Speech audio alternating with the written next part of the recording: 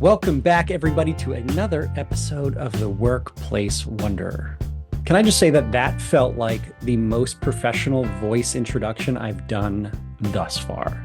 I feel like you could over accentuate it though. Okay, let me try again. Yeah. Welcome back, everybody, to another episode of the Workplace Wonder Lessons from the Expert, your favorite podcast with your hosts, Blake Cohen and. You're a Kirby. Oh, great. That was so professional. Okay, as always, we're here to explore different topics relating to anything to do with the workplace, and we're here to talk to the experts about it. And we have a very special guest today, Velma Knowles. And before you say anything, Velma, I want to throw something out there that I feel bad for anybody who has been scheduled to have a breakout session at the same time as you having a breakout Oh, session at a conference. Twice, I've been lucky enough to see you at a conference and been able to join your sessions. And both times I've had a session later in the day or before you. And I was so thankful for that because every time, if there's a bunch of other sessions going on, they're empty and or one or two people in there, and your session is usually standing room only. And I love it. It makes me so happy to see that. You are so full of energy and knowledge and humor. So I'm so glad to have you on the podcast. Welcome to this episode. Oh, thank you so much. And I know it's going to cost me more than $20, so I'll have to go to the bank for that one, Blake. But you Yes. are just yeah, thank you so much. You're so kind, and I appreciate that very much. Did I read that right? That was the intro you wanted me to give, right? Yeah, exactly, exactly. Perfect. No, I'm A little joking. bit more energy. Yeah. Oh, sorry. Okay. Oh, Oh, don't make me do it again. Yeah. no, you're gonna make me blush, and so no, please. That was just very kind of you. Thank you. I can't tell you how super excited I am to be here. One, to meet Cara, but two, with you because I have seen your journey. I've kind of stood on the outside and just or the sideline, if you will, and watched you, and I'm just totally just. I feel like a proud parent here or a proud big sister. Let's go with that one, right? Um, so yeah, so I'm so proud of you and your journey and all the impact you're making. And I'm excited for all those that are going to get to learn and lean into you. Thank you. It feels like it's still just starting out, but I do want to say that when I messaged you on LinkedIn to ask you about coming on here, and I know there's been some back and forth, but and extended out over a period of time, but I had looked back to our original messages that I think were 2019, I want to say. Okay. And I had asked you, I had attended one of your sessions and I had asked you a bit about your journey and how you got to the place that you are and asked for any advice. And you were so kind to respond immediately with some links and some speakers bureaus. And you just were so helpful back then. And I appreciate you standing on the sidelines and watching things unfold and encouraging me as you have this entire time. So it's felt very good and very validating for myself. Yeah. Um, Well, so you're doing the heavy lifting, okay? So well, I'm just cheering you on. we all need people though to Yeah, pave the path for us to walk. So even if absolutely. we do it ourselves, it's never truly ourselves. Well, okay, so if I could ask you Mhm. if to like we do with all the guests, and for anybody who's listening who hasn't heard it before, we like to ask our guests to introduce themselves, and it's an effort to include or to improve inclusivity. And by asking our guests to introduce themselves, we're giving people an opportunity to speak to however they feel in this moment. And we all, oftentimes, when you're on these things or you're speaking at an event, you give this bio, and then somebody reads the bio and you go, who the hell is that person that they just talked about? And so we made the decision to allow our guests to introduce themselves so that you can speak to whatever's important for you today. Well, okay, so I guess that's my cue. So let me start off again by thanking you both very much. Putting someone in front of your listeners and your audience, I don't take that lightly, and so I appreciate the trust that you have placed in me. And a little bit about me for those of you that are listening in that maybe don't know me or have not read one of my books or been in one of those workshops that Blake spoke about earlier. I'm a certified Gallup strengths coach, and Amazon says I'm a best-selling author, so I'll take that. And I spend my days now helping leaders and their teams uncover blind spots, things that hold us back, building your leadership personal brand, how you show up and how you stand up for what's important to you. And then also build your confidence through communication. So I like to say that I help people grow their influence, deepen their impact, and increase their income so that their work and their life is even better than it is right now.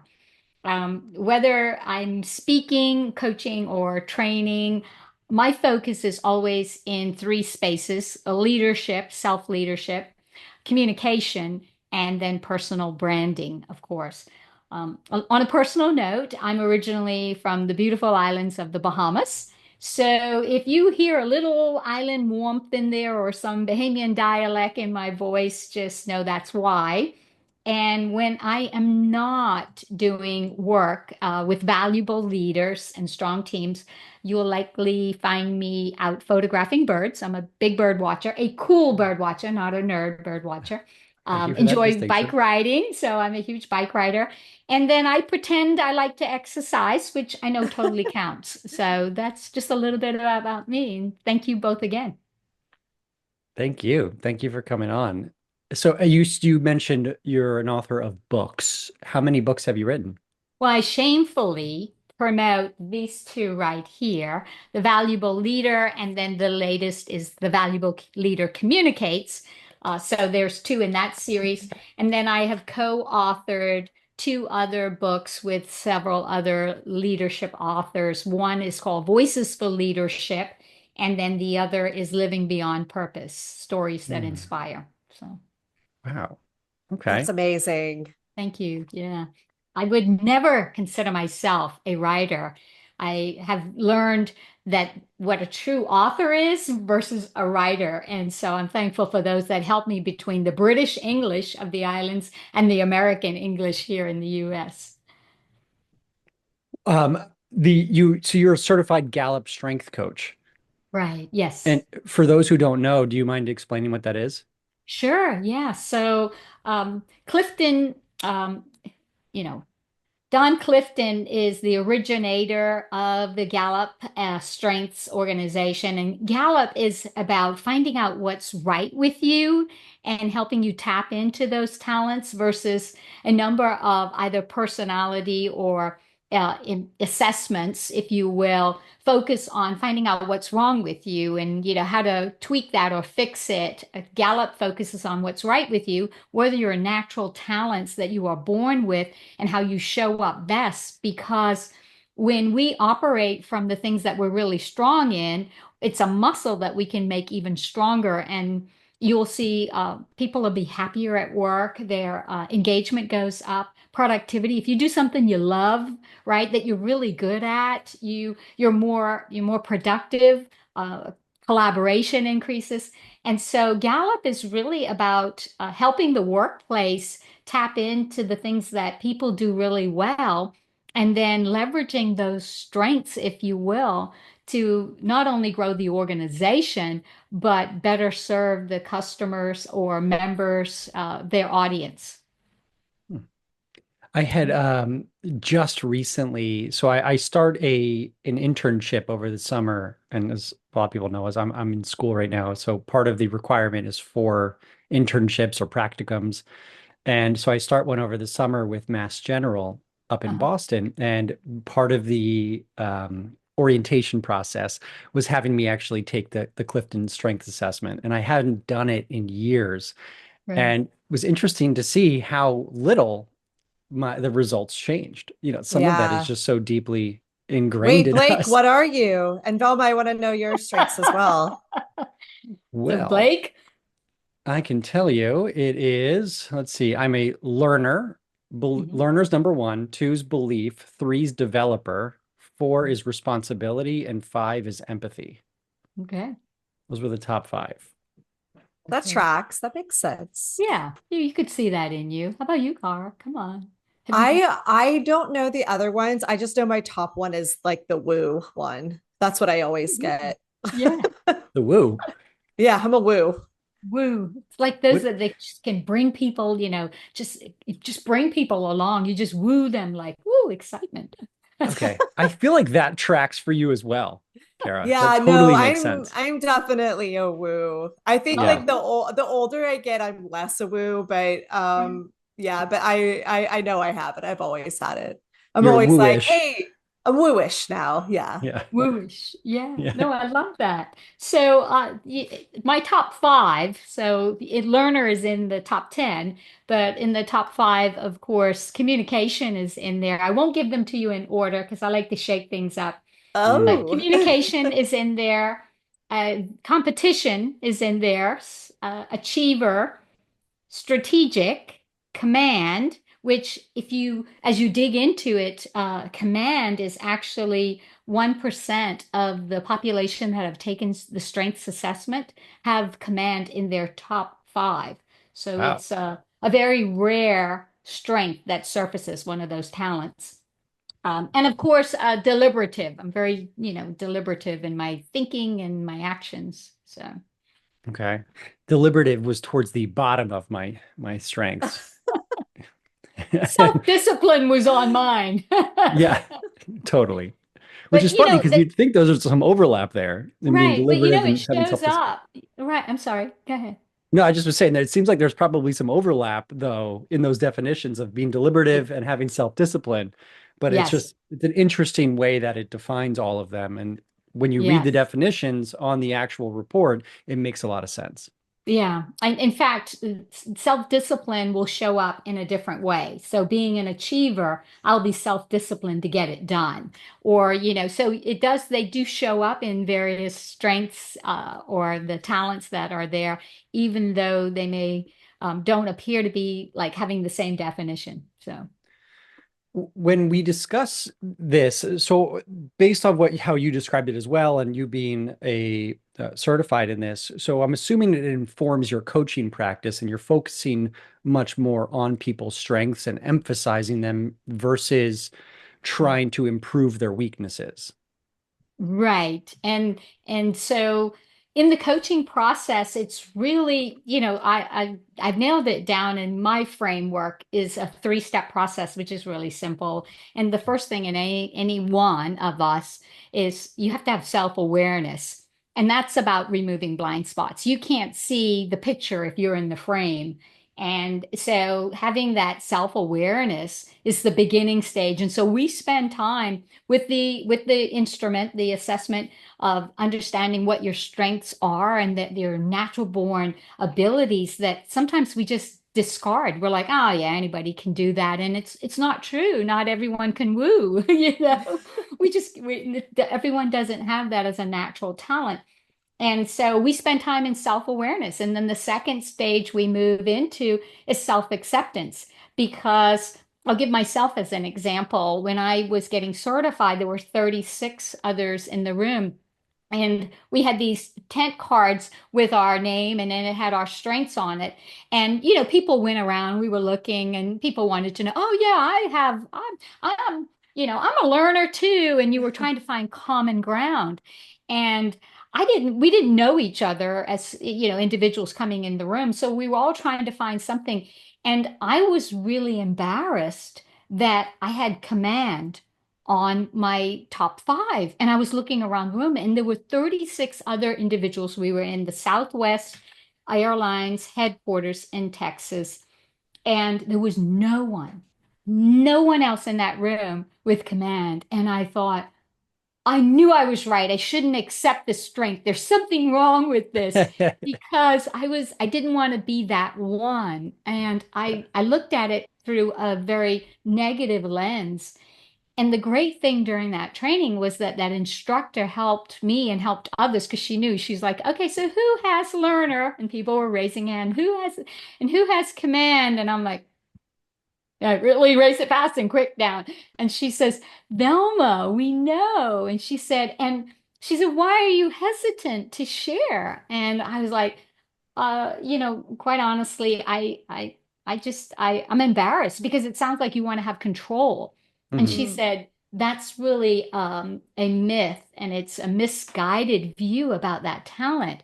She said, in fact, command is someone that can come in and have presence. They show up and people see their presence. They can Mm. take control, but they don't have to. And she really helped me to reframe the way I looked at it. And then I was so surprised, guys, because people were coming up to me and saying, I wish I had command. I wish I had.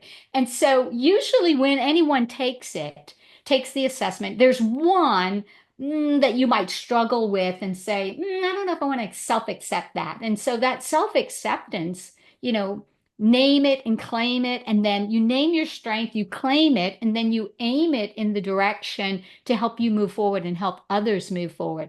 So I go from self-awareness to self-acceptance, and then I take folks through that self-development. Now that we know, now that we believe and understand it better, how do we leverage it to not only elevate yourself and have a better life, but help others do the same because we're all here to serve everyone else, especially with the gifts that we have. Long story, but anyway, you get yeah, it. Oh no, I no, love it. yeah. I love that framework. You name, claim, and aim. Yeah, that's Gallup. Yeah, you name it, you claim it, and then you aim it in the direction. And I do that through that three step self-acceptance, self-awareness, self-acceptance, and self-development. I think that there's so many people that need to hear that message. I'm sure they've heard it at some point in time, but they need to hear that everyone has this piece of themselves that either someone has told them that they needed to, drown out or they've been embarrassed of, but like there's no reason for that because no one person is in work all by themselves. It's all about having teams. Yep. So like the more that you understand yourself and accept yourself, you can show up to your fullest potential. Wow, right? That you need to like X that or something, right? Or tweet. Yeah. It's X it. Mic drop. That was a mic drop No. moment. Yes. Yeah, love Uh, it. I know the next reel that we're going to be creating from Oh, this episode right stop. there. There's a clip. I like that you called them talents and you reframed it as you were talking about it. And the person said to you, why do you seem hesitant about this talent? Mhm. And that is the whole point, right? It's a strengths-based assessment. And we're Yeah. looking at it. But I agree with you. You could hear command and think, oh no, I don't want people to think I'm controlling or that I'm going to dominate the room. And that's not what it's about. It's not a personality trait necessarily. It's a talent that you have or a strength Mhm. that you can do to move the ball a bit more closer to that goalpost. Mhm. I'm not a sports guy, so I hope that was a good Right. reference. It's working. You did great. Yeah, It was sounded good to perfect. me. Yeah, so you can hit that home run with that strength. Um, do you think, if we can dissect it for a moment, do you think that that command piece is something that's inherent within you, or is it something that you feel was shaped early on in your life that led you to develop that strength? Is there a roadmap that you can see looking back that helped you develop that strength? Yeah, and it's interesting you say that because talents are things that we're born with. It's just a natural ability. It becomes a strength. So it moves from a talent, which is what the assessment gives you. It says we're going to look at talents. So those words that we talked about are the talents, but they become a strength based upon the experiences in your life. And so for someone with command, I think it was natural when I was growing up in the islands of the Bahamas. I'll take you there for a second. When I was growing up in the islands, my family didn't have a lot. I come from a very modest family, and in during that time, my father passed away when I was 8 years old. So he died at a very young age. And I was a young child. And so I saw my mother really have to, I'll use the word command, but really have to step up and be that leader of the family, of her children, have all the responsibility, working full time. My mom was a full time, working in as a sales clerk in a department store. And so she was struggling through to do the best that she could. And I think all of us in our life were exposed to experiences that happen either with our family or when you go into school or where even in the workplace that then shifts. How do you take that talent and it become more of a strength? And in my world, I believe that command became a strength because I saw that in my mom as a very strong Mm. woman, having to be a strong woman. Wasn't necessarily a strong woman when she was, when my dad was alive. She, for that short period of time that I remember, but I did see my mom take over and be able to take command and control and then protect her loved ones. And I don't know if you know, but my name, when you look up the word Velma and what does it mean, and I would encourage you to look up your names, my name means protector. And Interesting. so it's, things kind of come full Interesting. circle. Yeah. And so I'm like the first to rescue anyone. I don't know, I'd go up against Goliath, not even knowing if I can win, but believing that I can. So I do think, Blake, that we lean into our experiences, and our culture and the people that are in our lives, and they help us to sharpen those talents or in some cases, they may suppress them too until you really find yourself and then accept it. Yeah. Yeah. So much of this has to do with your self-esteem, which is not on the strengths assessment, right? Right, But so much of this has to do with us being able to own our who we are as a person, and you have to go down that exploratory journey right, first to be able to really accept yourself as an individual, and then you can see your strengths for what they actually are. I'd imagine a lot of people who haven't done that, or maybe who are in the process of that, see some of their strengths and have a disdain for them and say, I don't like that part of me. I don't want that to be on the front. I wish I was more of X, Y, and Z. And they look at the last ones on their list and go, I wish I was more like that. right. But isn't that human nature that Absolutely. whatever we have, we always, and someone else has Mhm. something different, we're always like somehow we have this social pressure of, well, I want that, or I Yeah. wish I had that, and so we tend to compare ourselves. And for anyone listening, it took me a while to figure this out, boy, but once you do, have you ever put on a pair of shoes that, you're trying on shoes and you're like, no, the size just doesn't fit me. It hurts. I don't like these shoes. It doesn't fit. And then you buy the shoes anyway. I mean, that's what comparison is. It's like trying to walk around in somebody else's shoes and wonder, why are my feet hurting me like this? Right? You got to be you. And I can't take credit for this, but I have on my wall over here a reminder. I don't remember who wrote it, but I picked it up somewhere and it's a grabber. And I hope, I was going to say I pray, but I also hope and pray it helps someone. And it says, who were you before the world told you who you should be? Hmm. Yeah. Drop mic moment. No, I'm teasing. Yeah. No, we got another clip. I'm teasing you No, guys. no, But no. yeah, That's but great. I think it speaks to that whole comparison and wanting something someone else has and not being comfortable in your own skin to accept that what you have is valuable. I mean, that's the whole premise behind my message, the valuable leader, Hmm. not just for the workplace, but for life. I've told some stories about this of being like a super extroverted kid and everyone just like coming down on me for it my whole Right. life, right? Yeah. Yeah. And it was so weird because when I went into the workforce, I then started getting rewarded for this part of me that people had been yelling at me for my whole life, Right. right? And so, like, I always, when I was a younger woman, I always had this voice in my head that, like, I wanted to be like a quiet girl. Like I always wished I could be one of those girls that had some mystery about her, you know? And it took me a while to be like, I'm just not a mysterious person. Like, I'm loud and I'm friendly, and I think that that's okay. But self-awareness disrupts, and there is that process of like just radical acceptance of who we are, and it's so hard. And I'm so glad we have so many more tools that help people go through that process. Yeah, no, that was very well said. Thank you. Mhm.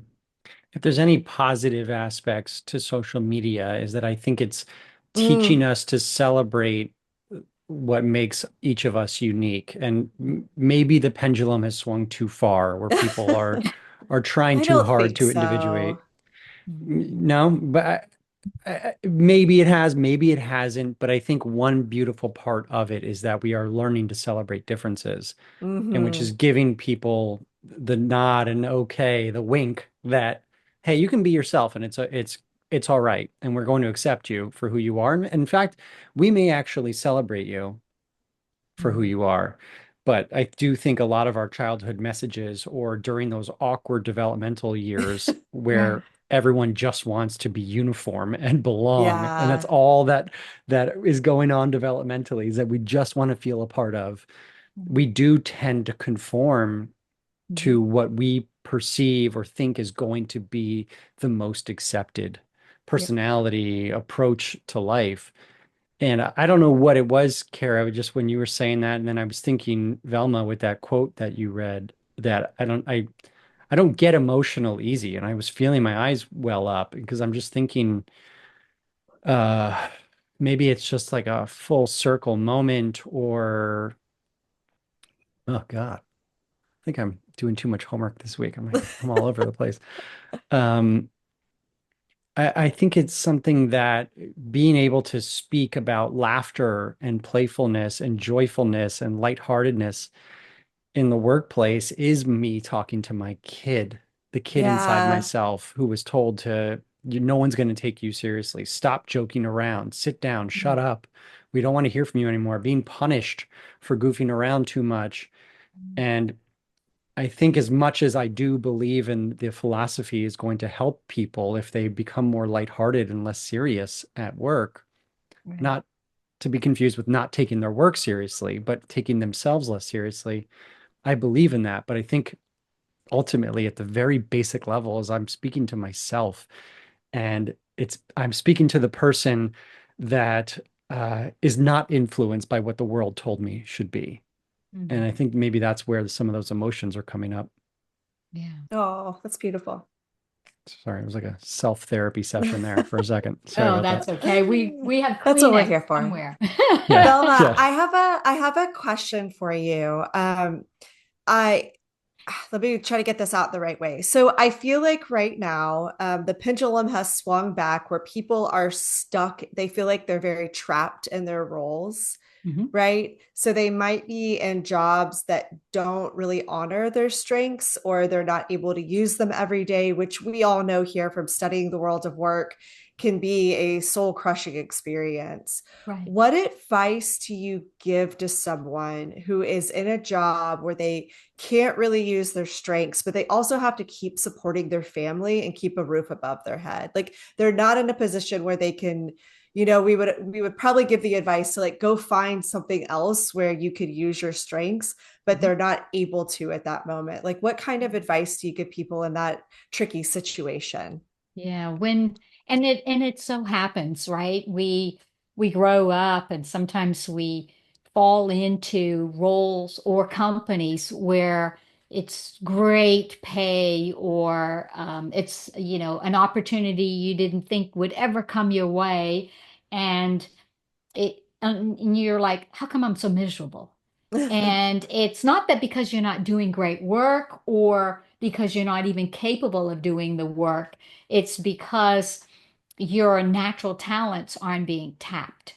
Mm, And I can give you myself as a great example in this and what I tell other people because I don't feel like I'm in a position to give advice unless I've either learned lessons or Mm, had an opportunity either through experience or through education to get a little bit more wiser. And so what most folks might not know about me is that I spent 20 years working inside traditional companies. And my last position was a vice president with a company you might have heard of. It's called AAA. They have about 60 million members. And so it was a fantastic, fun journey. And I spent a lot of time there learning a lot about myself as well as how to do marketing and for the organization. But you have to have the right culture for who you are. And, now in the last 8 years, I have my own business, which is totally different from working traditionally, right? But at the time when you're in that position, what I found myself doing and what I would encourage others to do is if you're not tapping into your talents and that they're not being leveraged, and so you don't have that sense of self-fulfillment and self-satisfaction, and you feel like you could be doing so much more, is if you can't get it inside the organization, look for it outside the organization. And what I mean by that is where can you show up, whether it's in your church, whether it's in your community, whether it's in your family, where can you show up in your strengths to pour into others so that you do get that self-fulfillment? Because there will come a time, just like the world operates in seasons, right? There's summer and then there's fall and then winter and then spring. There's going to come a season when there's an opportunity for you to leverage those strengths in a place where you will thrive. Mhm. And I think that if you're stuck, don't be stuck personally and professionally. If you feel stuck professionally because we've got to make a living and it's a great living and the company pays benefits and there's not another opportunity that you see, then how can you personally share those strengths and talents that you bring that will bless others, but also give you that sense of satisfaction that that helps you feel like, you know what, I have so much value. And the other thing I will say is sometimes companies are so busy focused on the profitability that they sometimes neglect or they have blind spots and they don't see the people potential and until you be willing to take a risk, and I don't even think it's a risk when it's on you, right, to just speak up for yourself and say, I love I love giving presentations or I love doing training or and so how could you do that? And I found that in my role, I found me coaching and mentoring staff and non-staff direct reports in an environment where I was doing marketing and branding. And in reality, I wanted so much to help people understand who they are and how they lead, right? And how to be a better communicator, how to be a better leader, and how to enjoy their life more. But I said, this is my profession, right? This is my occupation, what I do, but my vocation is where my talents can shine right now. I I hope love that that. helps you. No, I think that that's such good advice. It's like, it's expand your view, go do things outside where you can use your strength. I think so many times people forget about that. And especially in the world of leadership development, that's always my first piece of advice. If people are like, oh, my company is not giving me any opportunities, I'm like, go find them other places. If you're Yeah. learning leadership in an organization or in a nonprofit that you're helping out with, you're still learning leadership and you can put that on your resume. And then I love that as like how asking yourself, how can I advocate for myself? How can I get in the projects doing the things that I want to do? I think that that's something that doesn't get used as often as a tool and it's very readily available. Yeah. Yeah, no, it and it's understandable because no one wants to shake up things if they have a good position Yep. and they're getting a good paycheck and they need that. No one wants to say, yeah, yeah, I'm going to go in there and tell them. No, but it's more about, like you said, opening your eyes to the possibilities and then saying, I'd volunteer for that. And it may not be in that job description today or it may not be in your scope of responsibility yet, But the moment you step into that and offer to help, then people will tap in. I'll just tell you this one little thing, which was kind of, it leans right into this, and it came back to me. I had a Revlon moment, and my hair went back to when I was chemically dependent. And so when I was in the Bahamas, I was working for out of high school. I graduated from high school and went right to work like every other good, Bahamian. And I went right to work and I worked. The first part of my career was in a not-for-profit, but the second part there was for a wholesale retail company. They bought in products like Oreo cookies and so Nabisco product lines and Lipton tea products. We bought a lot of British stuff into the Bahamian Islands, being a part of the British Commonwealth. Mhm. And so during that time, I was hired as an administrative assistant. So I did a lot of clerical work for the general manager. I was terrible at typing, but anyway, I survived it. And I did a lot of clerical filing and, a lot of office work because that's what I was trained in at the time. And there was a controller, which is like the finance director in our US word. So the comptroller of the company who handled all the financials, he didn't have an assistant. And so he was doing all of the stuff. And so I, leaned in, not that I know how to add myself out of a paper bag, but I just wanted to see if there was an opportunity. And so I wanted to grow and develop even back then. And so I said, can I help you with something? I have a little bit of downtime. And I volunteered. And long story short, within about 8 months, he ended up creating a position as assistant comptroller, and I became that assistant. Hmm. Now, I don't tell you that to impress you. I tell you that to impress upon you because I did not want to be in the accounting world. Anybody knows it's like marketing, accounting. It's like never the two shall be. It's like, it was it was like Superman and Kryptonite, it just did not work.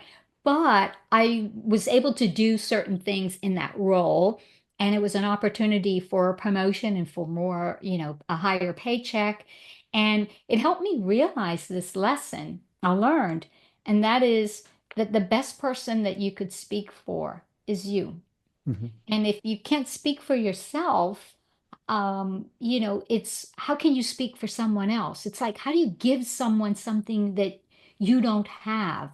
So you have to first have that. And I would encourage anyone listening to, you know, put yourself out there because we end up regretting things that we don't do, not the things that we do. Yeah. It's such an important philosophy to that you're describing here. And I genuinely think that it's something that most people don't know or realize is how much control we have over the opportunities that we land into.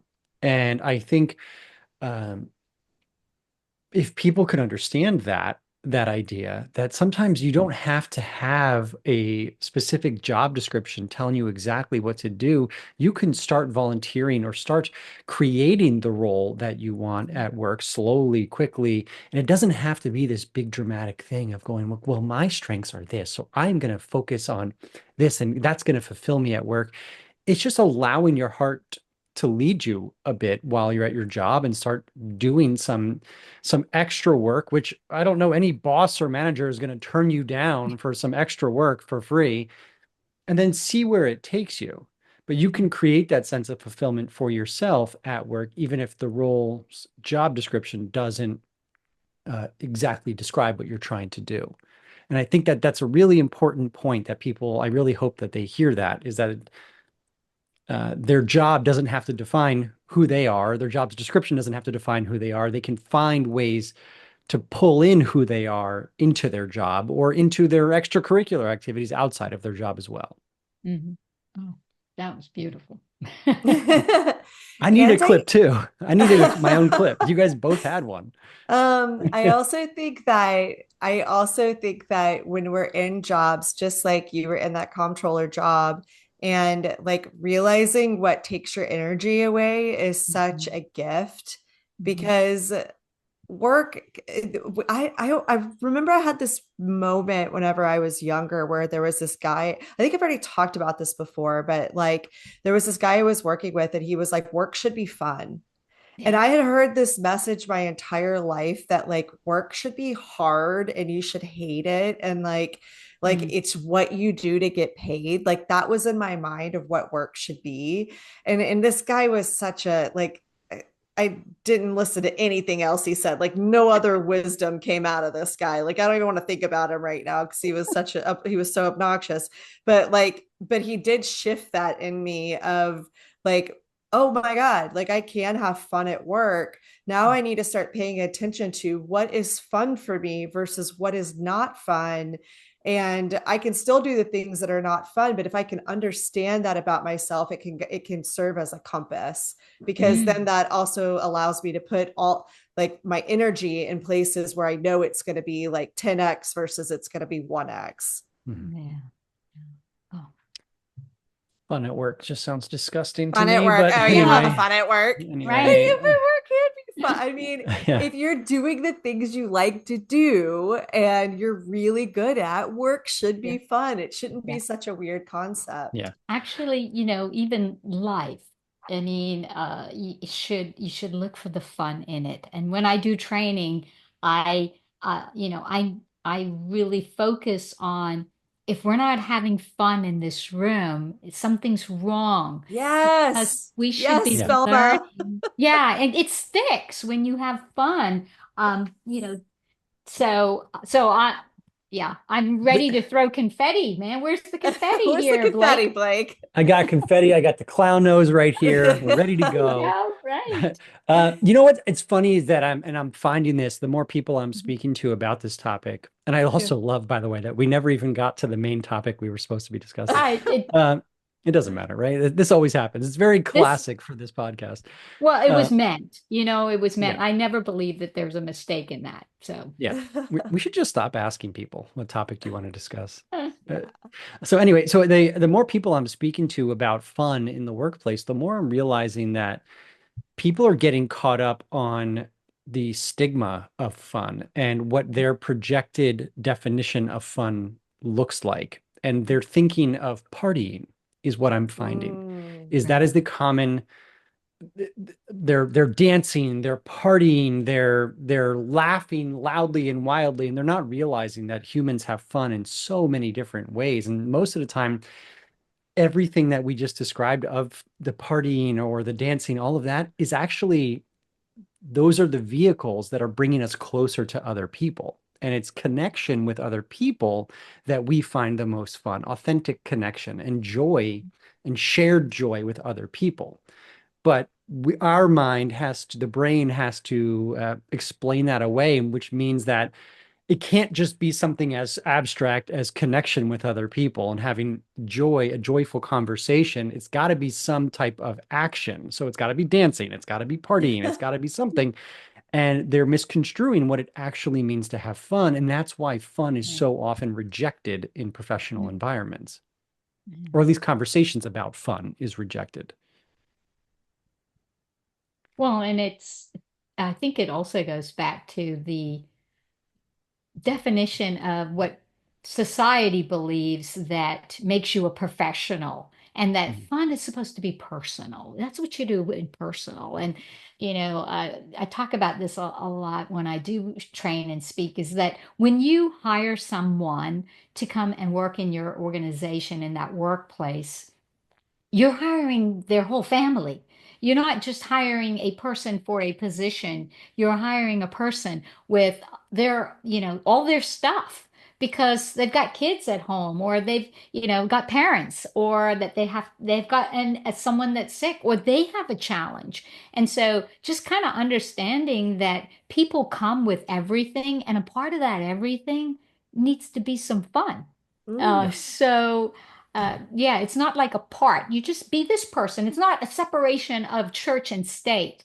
And I think sometimes I've come from a very, school of thought that was very structured in the corporate world, Mhm. leadership Mm. structure. And so my journey has led me to learn that everybody's there to do a job. It's not you have this position and I have this position. Right. No, I have this role, you have this role, and together we make the organization roll forward. And it takes all of us versus, one. And in that, we want to have a little bit of fun and we want to celebrate the wins because you're Yeah. not going to win all the time. So when you do, you need to be celebrating them. And that means having some fun. See, like that, and that's such a perfect example of a way to have fun. And people don't think about that. Oh, celebrating a victory or celebrating a win or a small win or complimenting somebody. All of that is part of the fun process. We're triggering the same chemicals in the brain. Right. Right. So I love what you just said though, and I think it perfectly distills it down. Is it's really, again, it goes back to the stigma or the stereotypes that we have in our mind of what certain things are supposed to be and where they're Mhm. supposed to go. And the reality is that that show Severance is so popular, I think, Right. because it is almost mocking what we think the employee experience should be, that you need to walk into the office and you shut off a part of who you are in order to get your work done. And it's a great metaphor for the reality of expectations, but not the reality of what actually takes place and creates productive teams. Absolutely. Well, And we Velma, know we oh, know companies that have fun culture, fun is a part of their core values and a part of their culture, and they're so much more successful and people, are lining up to go and be a part mhm. of that organization. I would rather someone get all of me. And if I was a leader in an organization, I'd say, you know what? I want all of that person. I don't just want who they are eight to So five or exhausting. Yeah. yeah. So, Like anyway. that, those any those environments where people have to feel like they have to be a completely different person at work. Mhm. Like I feel like whenever you're around it, you can just feel them and the energy is just it's Yeah. like heavy and mucky, versus when you have organizations where people aren't as scared to actually show themselves and there's lightness and there's like it's quick and it's trusting and all these other good human things happen. So I don't know. I always ask that question of like, how do you get organizations to understand this concept? And it can feel overwhelming a lot of times. And I'm like, I want it to happen tomorrow. Like I'm done having this conversation of like what the value is of appreciating your people and having a positive work environment. Like I just want people to get it already. Right. Yeah. You I almost feel have to your let heart. them. Yeah, I mean, I agree. And it is frustrating. It's like, how much science do we have to show you? How many experiences, anecdotes? What Right. do we have to show you to just start doing this? I do think it's one of those things, though, that people have to experience it for themselves because it Yeah. goes against so much of our common way of operating that's a little bit outdated now, but it's carried over into our modern world. And I think the best way to teach people is to show them or to allow them Yeah. to experiment and just plead with them to experiment, not necessarily fully adopt, but experiment some ideas, try Yeah. complimenting, try appreciating your teams. Let's see what happens. Let's see how they react. Let's do it over a month. Let's measure. We can do Mhm. some measurements and we can make a scientific study out of it. Like there's got to be ways in. Yeah. Absolutely. Well, Velma, I feel like part of the why people are so attracted to the sessions that you do and the workshops that you do is that you do allow the environment to not feel like just another lecture where someone's up there teaching you something. It's interactive, it's fun, it's funny. There's plenty of laughs that go on during it. You put people in funny positions. There's you're gonna have to remind me, but you brought people up to do Mhm. something, to do an exercise in front of the room. What was do you remember what I'm talking about? And I'm sure you've done it at a few different workshops, but you brought them up to do something and it was just hysterical. The whole room was laughing. I have to smile because I bring people up so many times. I mean, and I've had people say, I mean, within 5 minutes of hitting the stage for a keynote, she's got, six people on stage with her, and that's not in their mind, a keynote. But I I love believe it. I'm not the smartest person in the room, but I think, I look at it that I may not even have all the answers, but I know all the answers are in the room. And Blake, I wish I could remember which exercise because I do various different ones. And it all involves, people and them sharing their ideas. Hmm. So I don't know which one it is. You'll have to, if you're listening in, you'll have to come to a workshop. Um, but yes, I truly believe that your time is the most valuable asset that you have. And whenever, I have the honor of either presenting or, for a keynote or for being a trainer in an organization or coaching people or even facilitating board meetings and stuff like that, I want to make it an experience. I Mm. want them to experience something that made them think differently, believe differently, and feel something different. So that when they leave the room, even if it's, I can't change the world, we can't change the world in 60 minutes, but there's some form of transformation that Yeah. people go back and say, you know what? I need to know more about that. Or that one nugget that person said, that's just, I got to let that settle on me. Or I'm going to adopt that one different way of thinking. So I always ask people to just, come with an open mind and a bigger open heart because communication is both head and heart. Mhm. And we want to move emotions through an experience. And I think that's what I love to do. And that's where my command shows up in the form of energy to bring people up so that they have some fun and they laugh and learn together. I want to come to one of these workshops, Velma. I want to see it. Me too. Me too. I got to get in there, see that person. I think your command strength is more of it's a superpower than a strength. And I think that is what, if I can reflect back on the couple of times that I've been at a conference, and like I said, all the other rooms are empty and there's standing room only in yours. Yours. And that's not just me being complimented. I'm stating facts right now. Data. Yeah, this is data. Ada, Um, yeah. this is science. This is No, it science. and I saw that, and I think now understanding you a bit more and understanding your strengths, I think that command draws people in and intrigues people. And your other strengths, the vulnerabilities, the energy that you have really draws people in, and which is a superpower because then once you have them and they're drawn in, you also provide them with some really powerful education about themselves, about the research and how to better themselves. So it's like once you get them in your web, you're letting them out of your web as a better person. And I think that is what's so powerful about you. And I don't mean to keep making you uncomfortable with all these compliments, but I'm trying to distill down what is the secret sauce. And I think that's what it is. You're brilliant at what you do. So I just want to say thank you so much for coming on our podcast and giving us an hour of your time.